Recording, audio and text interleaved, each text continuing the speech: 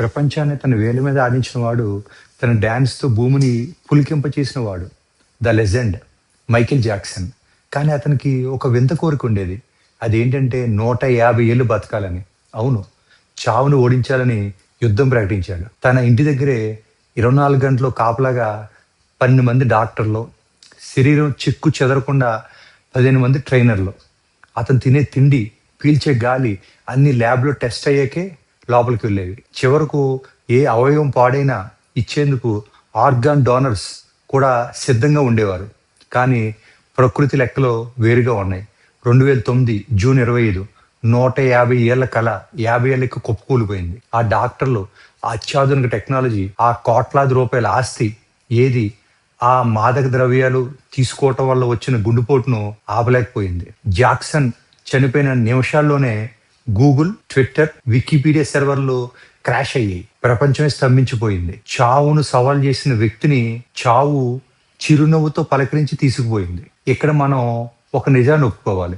Jackson లాంటి వాడే ఏమీ పట్టుకోలేకపోయాడంటే మరి మనం ఎవరి కోసం సంపాదిస్తున్నాం? పక్కవాడికి చూపించుకోవడానికి కొనే లగ్జరీ కార్ల కోసమా? కాస్త ఆలోచించండి. పోగు పెడుతున్న ఈ ఆస్తిలో మీ పిల్లల సమర్థత ఉందా? లేక మీ అభద్రతా భావం ఉందా? ఈ వారం మీ పిల్లలతో ఆడుకున్నారా? కనీసం మీకోసం మీరు 5% డబ్బునైనా మనస్ఫూర్తిగా ఖర్చు పెట్టుకున్నారా?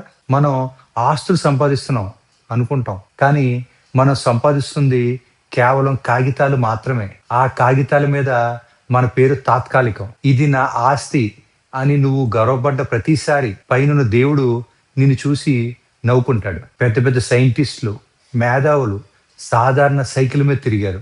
గుర్తుంచుకోండి. ఐశ్వర్యవంతుడు అవడం తప్పు కాదు. కానీ కేవలం డబ్బుతోనే ఐశ్వర్యం వస్తుంది అనుకోవడం పెద్ద తప్పు. జీవితాన్ని మీరు కంట్రోల్ చేయండి. లేదంటే జీవితం మిమ్మల్ని కంట్రోల్ చేస్తుంది. చిట్ట చివరికి మనతో మిగిలేది మనం పొందిన తృప్తి, పంచుకున్న ప్రేమ, అనుభవించిన శాంతి మాత్రమే.